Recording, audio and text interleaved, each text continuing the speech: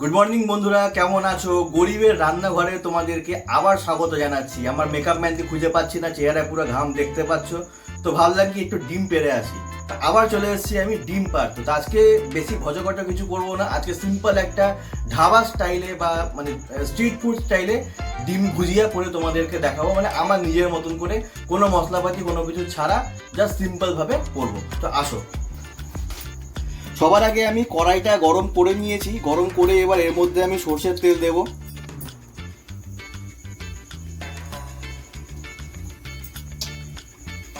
এবার এই তেলের মধ্যে আমি সবার আগে কাঁচা লঙ্কা কেটে রাখা দিয়ে দেবো। 4-5টা রসুন আমি কুচো করে রেখেছি, সেটাও দিয়ে দেবো। এবার এটাকে একটু সুন্দর করে একটু ভেজে নেবো, জাস্ট হালকা একটু কালারটা চেঞ্জ হবে আর গন্ধ বেরিয়ে যাবে। এবার এর মধ্যে আমি কেটে রাখা একদম কুচো পেঁয়াজ আমি এর মধ্যে দিয়ে দেবো।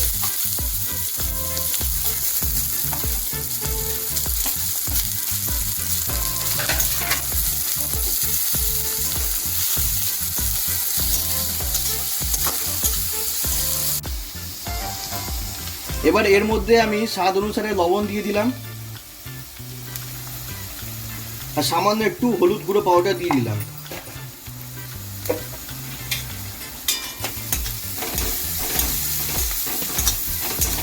এবার এটাকে খুব সুন্দর করে ভেজে নেব। এবার এর মধ্যে কেটে রাখা কুচো টমেটো দিয়ে দেব। এবার এই সম্পূর্ণগুলোকে কিছুক্ষণ ভেজে নেব।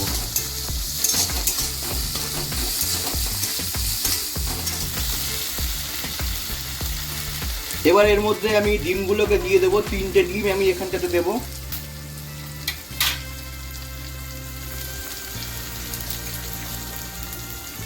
কখনো স্টাইলে ফাটিয়ে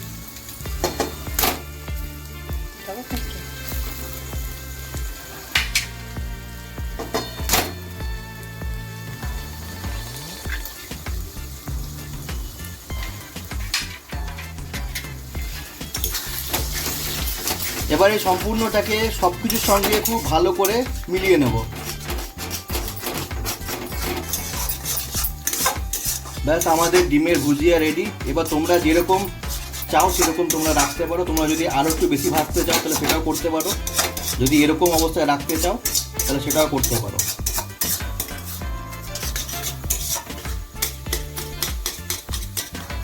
ব্যাস, আমাদের ডিমের ভুজিয়া রেডি। এর থেকে বেশি আর ভাজবো না, না তো ছিবড়ে ছিবড়ে হয়ে যাবে।